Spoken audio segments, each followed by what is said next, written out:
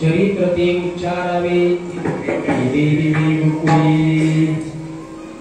एक दोन चरणाचा संबंध आपल्याला लावता आला, लावण्याचा प्रयत्न केला. कधी वेळ आला तर पुढच्या वेळेला पाहू. चरित्र ते उच्चारावे केले देवे गुकुळी. भगवान परमात्म्याने जे चरित्र केले आहे त्याला लीला म्हणतात. त्या लीला उच्चारल्यानं फायदा दोघांचा आहे. वक्त्याचा सुद्धा फायदा आहे आणि श्रोत्यांचा सुद्धा फायदा आहे. कळत नकळत जर आपल्याकडून एखादी चोरी झाली असेल, भगवान परमात्म्याच्या चोरीचा प्रसंग ऐकल्यानंतर कळत नकळत केलेल्या चोरीचं पाप मुक्त होत असते. पण कळत नकळत बरं का, मुद्दामून केलेलं नाही, नाही तर करायला सुरुवात करतात. हल्ली काय झालंय, वक्त्याला आणि नेत्याला या व्यासपीठावर बोलणं फार अवघड झालंय. माणसं नेमकं तेवढीच न करता व्हायरल करतात.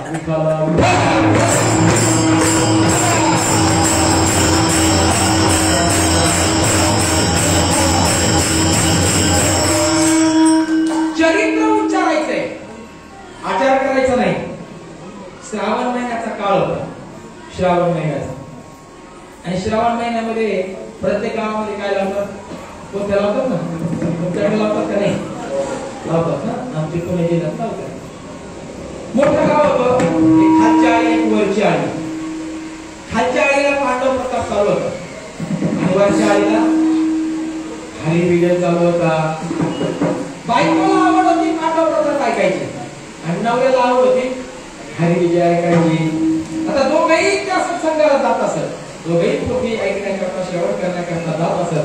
संध्याकाळी 11 वाजता घरी आल्यानंतर दोघांचा वाद व्हायचा. कशाचा वाद? करू आवडीने वाद, आवडीने वाद, करू आवडीने वाद, तुमच्या सुखाचा संवाद, करू आवडीने वाद. सुंदर असा वाद आहे त्यांचा, संवाद व्हायचा. मग ते आपल्या कथेमध्ये काय झालं ते सांगायचे, तो आपल्या कथेमध्ये काय झालं. एक दिवस असा झाला, दोघे आली, नवरा जरा वेगळ्याच मूड मध्ये होता, आनंदात होता. तो म्हणला, काय सांगू, आज आमच्या कथेला फार मजा आली. झालं काय सांगा ना. नाही म्हणजे आज खूपच मजा आली. आपण झालं काय, एकट्या श्रीकृष्णाने किती आल्या. हा बरं म्हणले, मग तुमचं काय देते, हीच परवानगी मागायला ते म्हणजे असं आहे काय. बरं म्हणजे आमच्या निघात मजा आली. काय झालं, एकट्या द्रौपदीला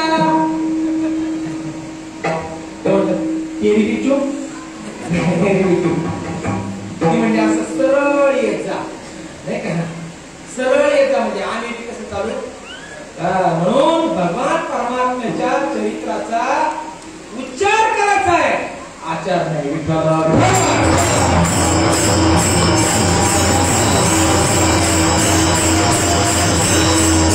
आचारच करायचा असेल तर प्रभू श्रीरामांच्या जीवनाचा करा, आहे का नाही. आचार करायचा असेल तर रामाचा करा आणि उच्चार करायचा असेल तर माझ्या भगवंताचा करा. असा असणारा हा भगवंत मायबाप ज्या वेळेला भगवान परमात्म्याचा अवतार झाला आणि भगवंत मथुरेमध्ये आलेले आहेत. आता कथेमध्ये लगेच येत असतात बरं का, कथेमध्ये लगेच जन्म होतो, लगेच गोकुळाला जातात आणि भगवंत त्या ठिकाणी अवतीर्ण झाले. अवतीर्ण झाल्याबरोबर ते त्या ठिकाणाहून माझ्या वसुदेवानं त्यांना नंदबाबाच्या वाड्यावर आणलेला आहे. प्रसंग सांगण्याकरता आपल्याकडे वेळ कमी आहे. आणि नंदबाबाच्या वाड्यावर ज्या वेळेला परमात्मा आले, पहाटेची वेळ होती आणि पहाटेच्या वेळेमध्ये काही दाशी त्या ठिकाणी यशोदा मैयाच्या बाजूला होत्या. रडण्याचा आवाज दाशींना आला. त्या दाशींना आनंद झाला. त्या दाशीने अख्ख्या गावामध्ये दौडी पिटली.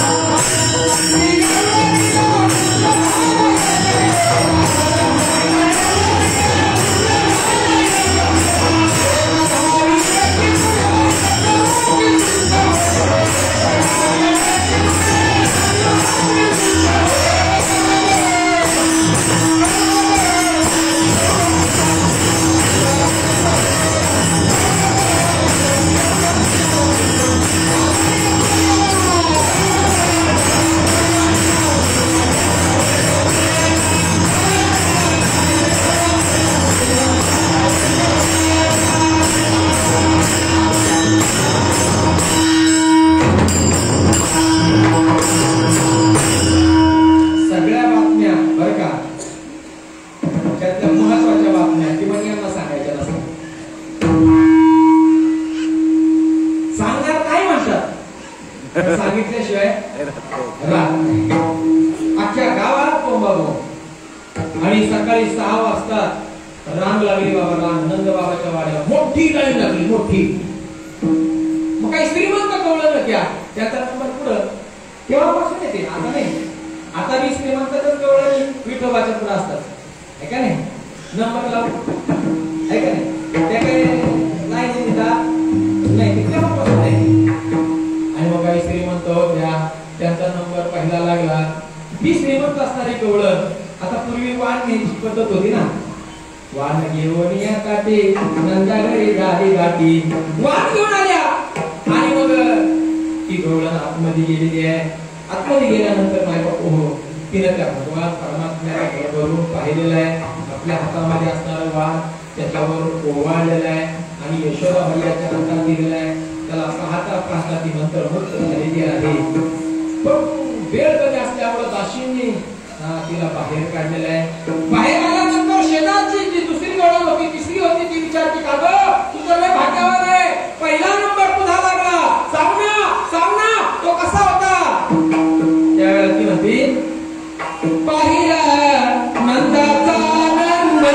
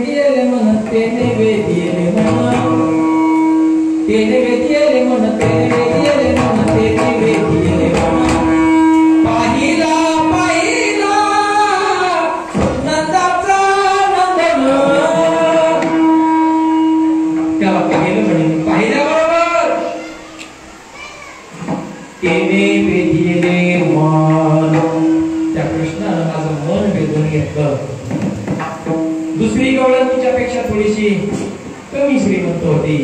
तिने काही चांदीचं आणलं होतं वाण, आतमध्ये गेलेली आहे आणि तिने सुद्धा भगवंताच्यावरून ओवाळलं बरं का ते.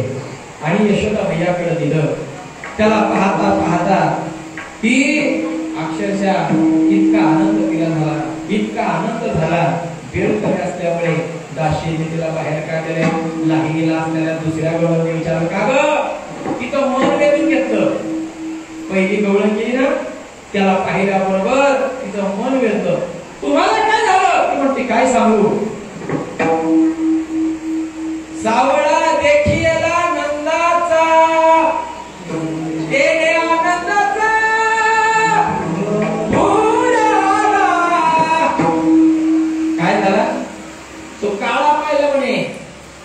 चाची काळा अनादी बहुकाळा असा असणारा त्याला पाहिला. म्हणजे बाप आणि आई तर एकदम पोरगी होती, पण पोरग काळ नाही.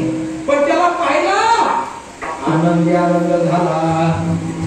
तिसरी गळी होती बिचारी, दहाची फाटकी नोट होती, गेली आतमध्ये ओवाळलं आणि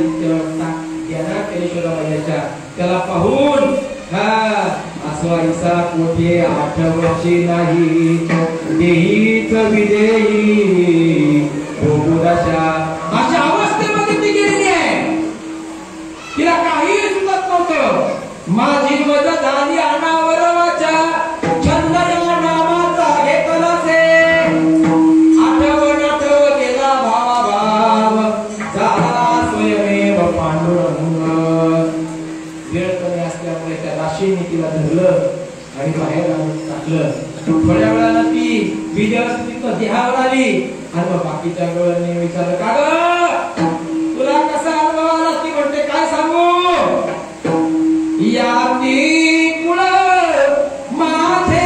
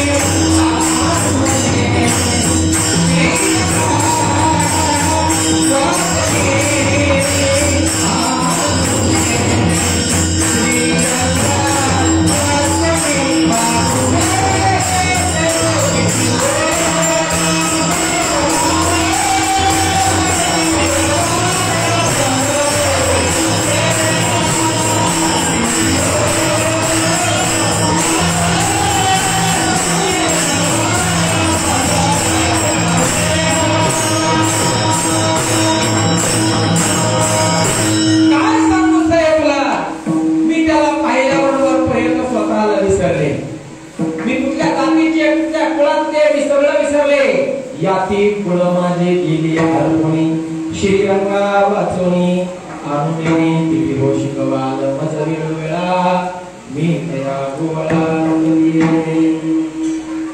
आता अशा मोठी लाईन होती, मोठी. आता सगळ्या गवळणीचा अनुभव आपल्याला सांगता येईल नाही असं नाही बरं का. जेवढे आहेत ना तेवढ्यांचा अनुभव सांगता येईल, पण आता आपल्याकडे वेळ कमी आहे ना, त्याच्यामुळे 3 वर्ष झाल्या विठाला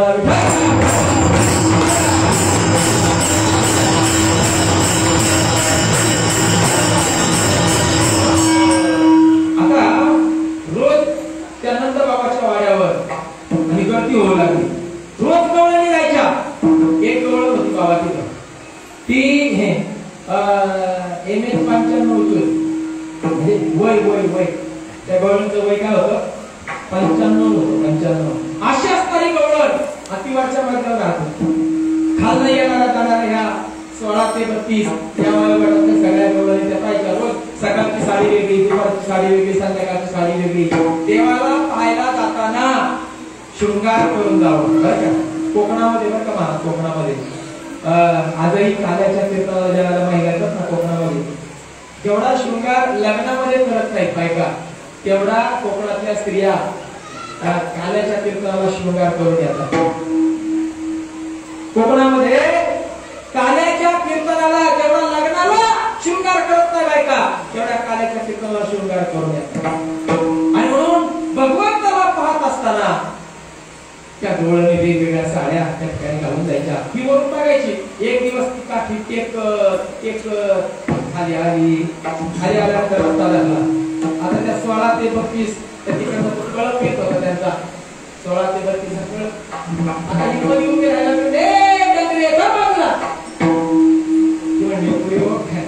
डगरे म्हणा, म्हातारे म्हणा, काय ते म्हणा काय, पण तुम्ही मला एवढं सांगा, रोज एवढा नटून करून तुम्ही इकडे जाता कुठं?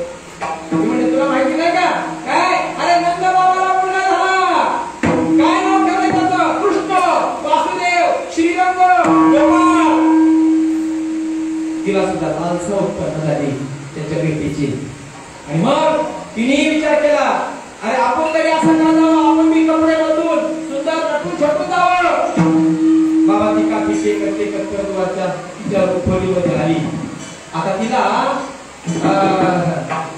तिच्या लग्नामध्ये तिच्या बापाने शालू दिला होता.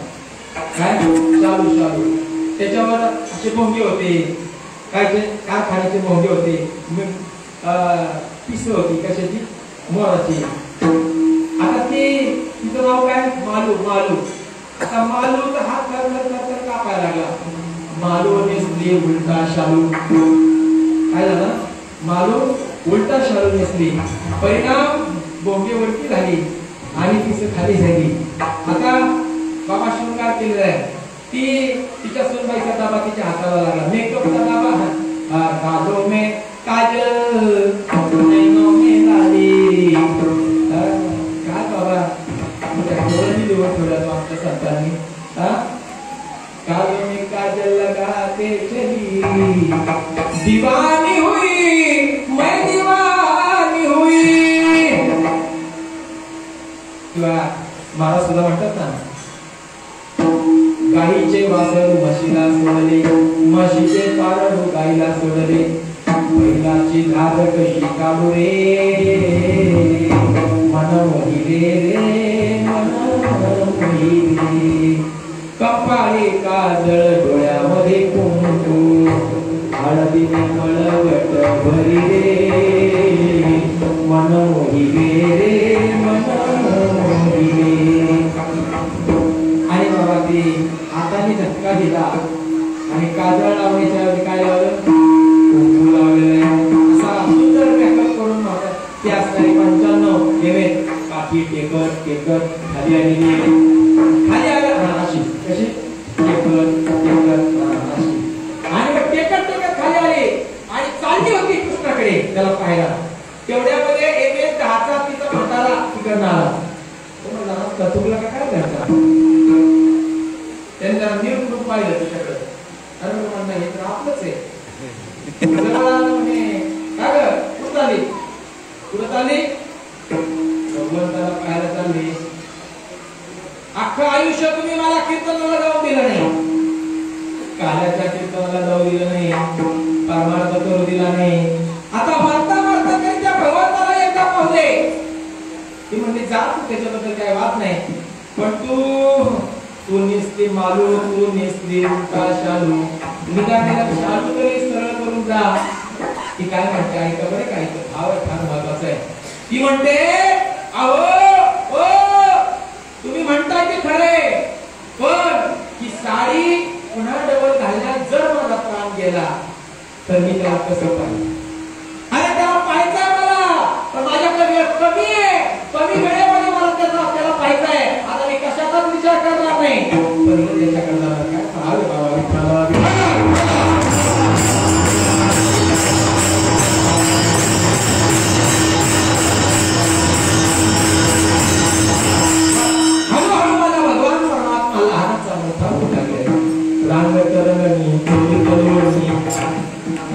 असा परमात्मा मोठा होऊ लागला आणि मोठा झाल्यानंतर सगळ्यांची युती केली आणि संघटना तयार केली आणि संघटनेनं काम चालू केलं.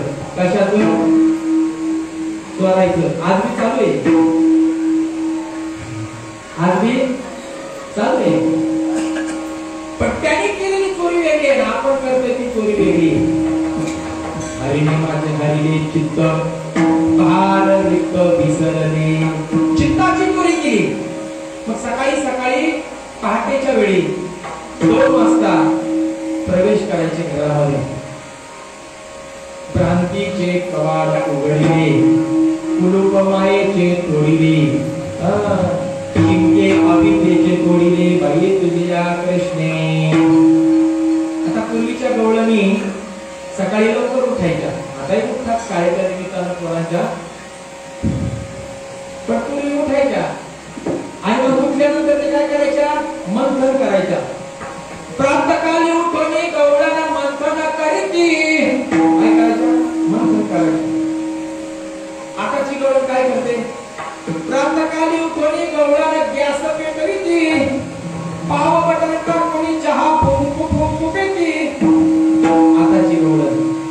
आणि त्रेतायुगामध्ये सकाळी उठल्या उठल्या माणसं काय खायची, फळं खायची. फळं राम कलियुग में गरम गरम चाय फूक फूक कर पी, आणि तो बी कशात पिकत माणसं ब्रह्मचारी कपात. कुठला कप आहे आता बशीच राहिली नाही. अरे संसार संसार जसा तवा चुलीवर, वाहता चटकीत वांगड भाकर. अरे संसार संसार जसं कपशीच घर, बशी बसे जाग्यावर कप फिरे किर झालं. सापडी कपाचा दांडा जरी तुटला तरी त्याला कशाला वापरतात? ठ्याचा ठ्याचा. म्हणून चांगला विचार करा आई बाप बरोबर का. अशा चोऱ्या चालू झाल्या आणि मग चोरीचा दणका चालू झाल्याबरोबर माझ्या भगवान परमात्म्याच्या घरी त्या ठिकाणी त्या सर्व गवळणी येऊ लागलेल्या आहेत, तक्रार करू लागलेल्या आहेत. बाई तुला हा काना तुलाच गोड वाटी, याच्या कोड्या किती सांगू मही पत्र सिंधू वाटी. बाई तुझा हा काना तुलाच गोड वाटी. अनेक तक्रारी येऊ लागलेल्या आहेत. दुसरी आली धावणार काय याने काय केली करणी, बकीची दारी माझी रेणी दोईशी गाठ बांधोनी. गाठ बाई कोणाशी सुटेना, यशोदे बाळ तुझा काना कुठवरी तो सुदिंगाना. तक्रार चालू झाल्या. यशोदा मैया होती ती माई होती ना. माई कधी आपल्या मुलाला दोष ठरवत नाही. ती म्हणायची मला सगळं मुलाची ताणी, मला दिसतंय मुलीची ताणी. काय सांगता गाराने गे पपुळच्या मारी, तुम्ही लपवून याचा भवरा आळ घेता शारंग धरा. तुम्ही बारा घरच्या बारा घे पपुळच्या नारी. आईचं आमचं करण आहे ती. आणि एक दिवस काय केलं भगवंताने, स्वतःच्या घरामध्ये चोरी करायचा प्लॅन केला. आणि सकाळी सकाळी यशोदा मैया मंथन करायला उठल्या. हा बाबा जाऊन त्या डेऱ्यामध्ये बसला. मंथन चालू 2 तास झालं, 3 तास झाले, पण लोण्याचा गोळा काय बाहेर येत नाही. यशोदा मैया विचार करायला लागली आता 12 वाजले तरी लोण्याचा गोळा बाहेर येत नाही, काय करावं. लक्षात आलं काही गोष्टी. यशोदा मैयानं त्या माठामध्ये हात घातला, केस लागली, तसाच बाहेर काढला. त्याला म्हणते कृष्णा आणि चोरी आणि तू कधीपासून. तर म्हणला सांगू काही खरं, 1947 सालापासून मी चोरी करायला सुरुवात केली. कधीपासून? त्याच्या अगोदर करत नव्हतं, त्याच्यानंतर करायला लागलो. मग आईच्या लक्षात आलं आपला कृष्ण किती 420 आहे. मग म्हणते आता जाई राणा सवे घेऊनी गोधना. माझ्या भगवंतानी सगळ्या गोपाळांना रात्रीचं एकत्र केलं. सांगितलं अरे हो, अरे तुम्ही काय घेऊनी सारे गोपाळ.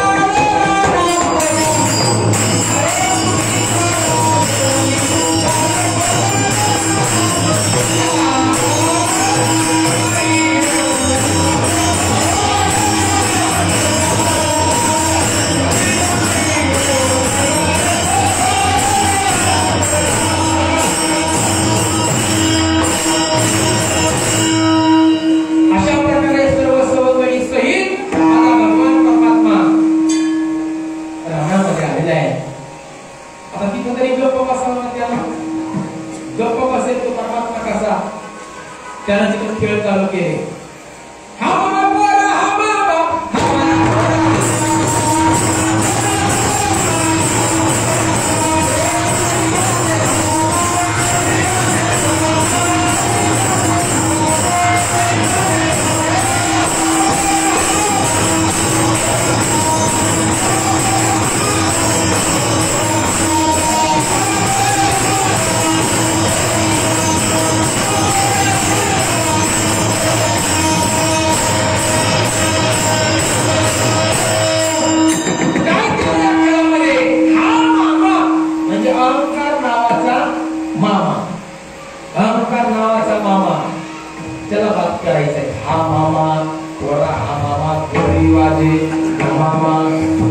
खेळ चालू झाले बाबा.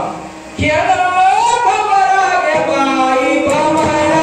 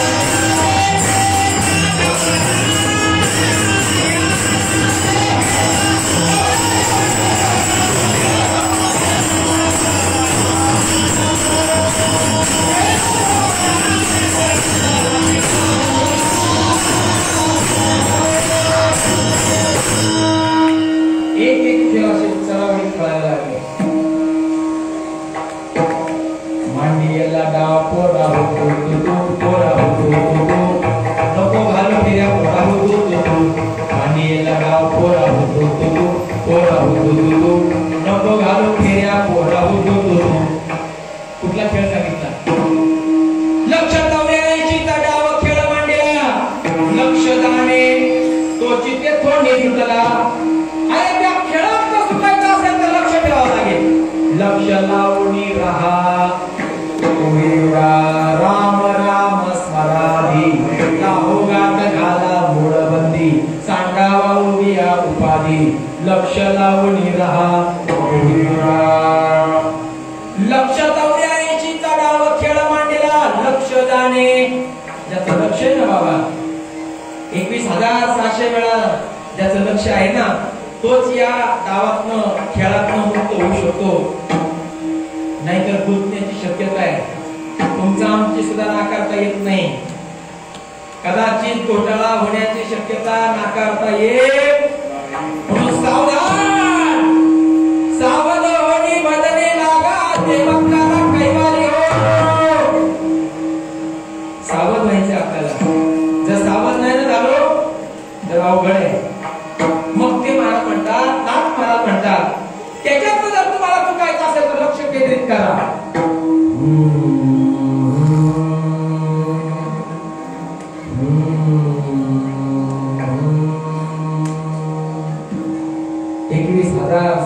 हे लक्ष चालू आहे.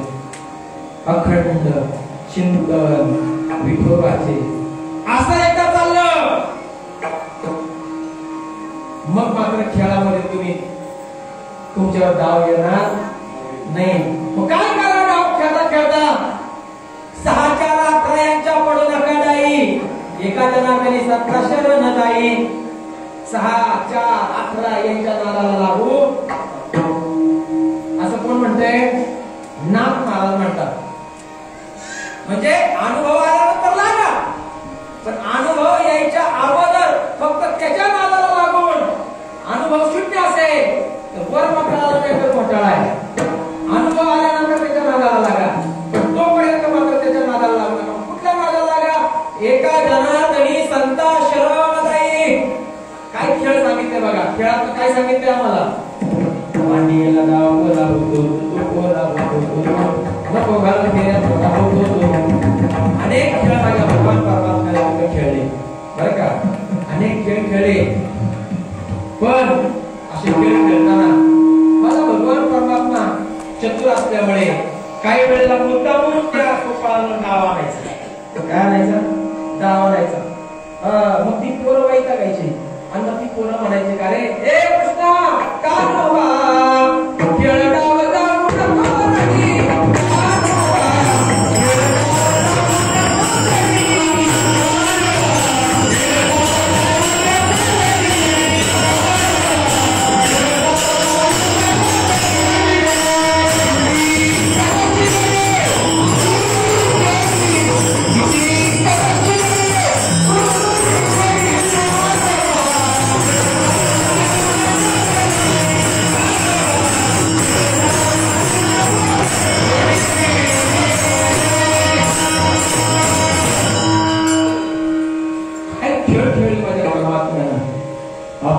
भक्ति भक्तो रात्री गुण खेळ मांडू, भक्ति भक्तो रात्री गुण खेळ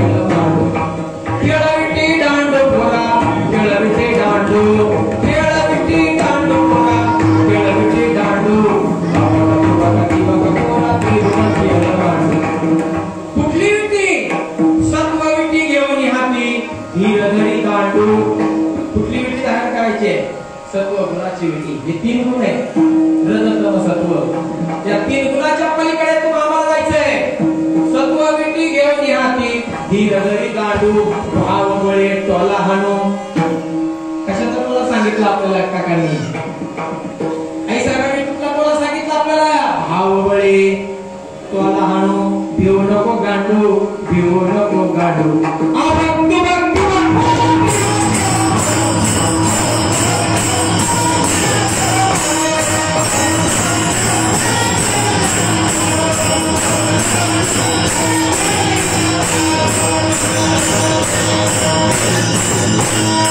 आता त्याच्यामध्ये ना बोबड्या होता, बोबड्या बोबडच बोलायचं तो. आणि तो रुसला गेला.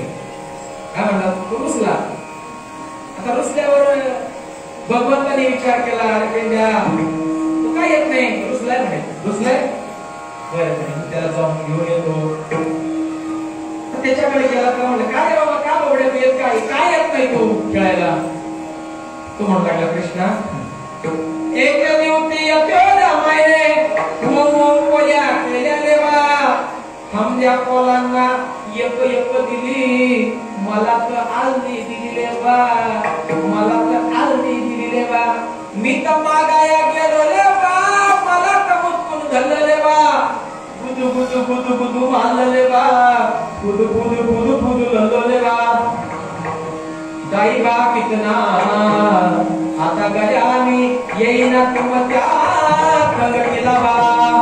एक दिवशी थोडा महिना लोण्याचा गोला केला लेवा, कमद्या बोलांना लुटी लुटी दिला, मला तरी तुका दिला लेवा. मी तर मागाया गेलो लेवा, मला तर बुकून धरला लेवा, बुदू बुदू बुदू बुदू मारलं लेवा, बुदू बुदू बुदू बुदू धरलो लेवा. दाई बा कितना आता गजाओ येईना तुम त्या भगतीला बा. आता तो परमात्मा आहे, त्याने त्याची संकट घातली, खेळायला आणला, अनेक खेळ रंगले. आणि मग त्याचा तरी लागला, कितना आता जर तुझा खेळ अजून वाढवला तर पुढच्यावरती या खेळाला, या पांगल्यामध्ये तुझ्या बरोबर कोणी येणार नाही. म्हणून आता तुझा खेळ बंद कर. झाली आता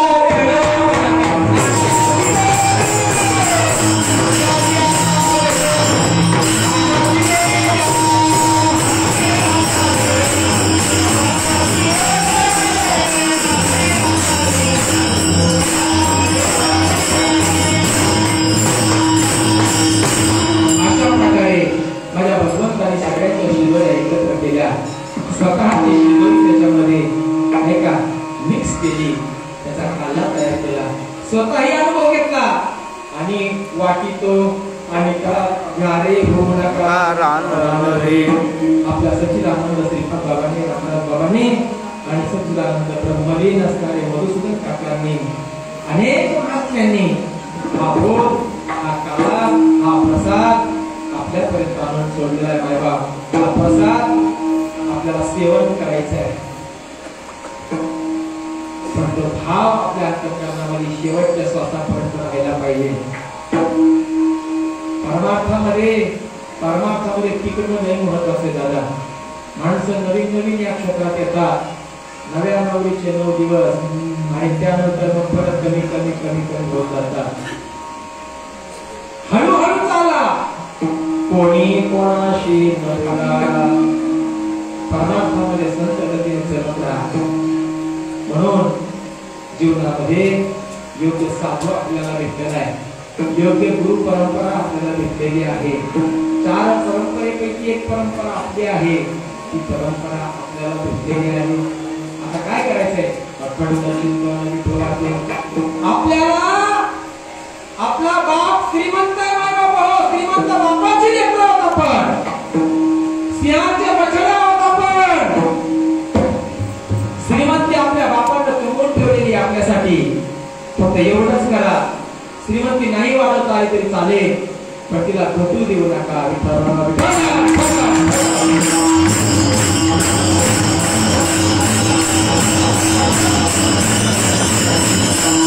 आणि माझ्या परमात्म्याने सगळ्यांना तो प्राणा दिला, आम्हाला सुद्धा आमच्या श्रीपाद बाबा, रामदास बाबांच्या माध्यमातून